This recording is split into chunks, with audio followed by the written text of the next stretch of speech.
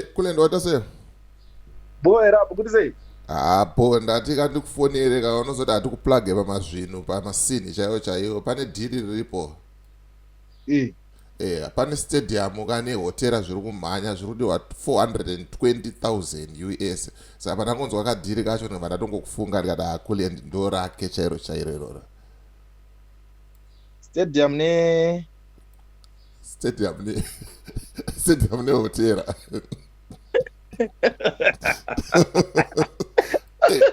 420,000 US baba mune matoni stadium ne hotera. Ya, bari yacho ka. Kubiwana kana. Munozoti atikuplage pamadhiri chaiwo aya madhiri aripo aya. Ndine kuti ngota uchipozwa mari yacho soka unobva kuti Anzi Magaya nechikwereti baba che 420 US saka vakuisa hotera nenhingirikini nestadium pa-auction. Auction because ma stadium ane two. Saka ndofunga wako-auctiona 1 nehotel. Zvatozopasiswa.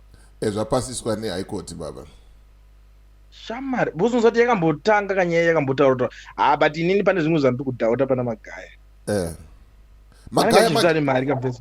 Ownership yemunhingirikini kapatori one investor ari kuclaima ownership yemaproperty yayo. Saka Magaya anenge aitongotambiswawo frandi futi. Ndo zvandatozoona. Because mpeso yayo anenge achitanga bhega naro. Asi zvake. Achitengesera vanhu maapple. Obviously Scott ngaangonozvitenga. Scott ndiye ane mari ngaangonotora zvese kiki. Zvakavaka kudhara. Kana ndiyo seko. Magaya zvakamuomera baba. Zviri kumunetsa. Akabhuroga kana send. Kana senda. Zvikanzi nevanhu adi kubhadhara nhingirikini, adi kutengesa mota andikai 450 plus akapiwa 100 guda aifanira kumboendesa 100 guda ikoko. Mari dzadzi unopiwa unonyatsopiwa here mari dzadzi kana kuti unozombonzichunza imwe? Ina hangu ndonongewo mana rupo kana 20% yemari dzadzi. Ini mari dzakaukinewo dzadzi ina asada zvibhilive. Content because towers nanhasi arongotambura. Towers mota akapuwa but mota akapiwa. Towers uchiri kumuzere. Towers ndeyafamba achiverenga 2000 US kachegore riye. Takaita gore rese ano chingoverengerwa mari iyo. Kumaita VS aienda nayo. Aienda nayo. What more 50 guda. Hanzi akaiswa mubhengi. Bhengi ripi.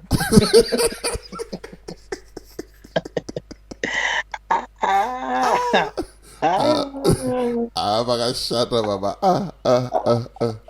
Tinoona moto gore rino. 420,000. Iwe aidi mari yese iyo. Ndongoona kuti vakomana vanenge vachivhura hombe ndozva. But machurches avo amurezwe mari nemusoro remachechi aya. Kunobuda mari kana kuti vanhu havasi kubhadhara chegumi. Plus Magaya hake zvake zviri pasi. Munhu andoziva kuchechi inenge anotoita mari kana ndana makandiwa. Magaya meno musi unaitengesa asi macarrots meno zvizvaite. Aitengesa maapple. Maapple asi rainzi $5 one. But vanhu vanototenga ka. Ndozvandoti vanhu aya vanenge vashandisirwa mushonga. Asi pakatoya magonyeti. Vanhu vanenge vachishandisirwa mushonga baba ndonyaya inenge ichitoitika baba. Saka yeplan yake ndiye Magaya. Saka ada kuti kaningina kuti kana kuti pamwe ada kuzvitenga neauction zvacho. Aiwa ka auction kaningirini High Court ndo yataura kuti zvinhu zvakuiswa pa-auction zvitengeswe. Because chikwereti bande rake ndere 420,000. Saka pakatoshata. Mawa. Angoti hasu chine auction chagara chino pano vanouya ma-investor tichiva chibhidha. Inowandotengeswa nemari yakanaka. Kaomba aitora futi.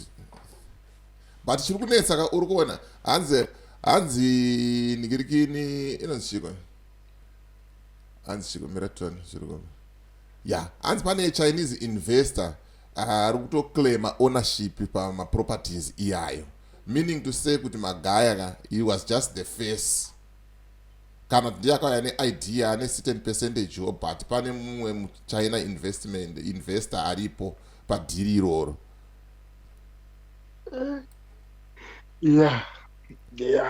Saka ndanoona mucomment section achitotukwa zvikani, saka maproperties acho anga story ake.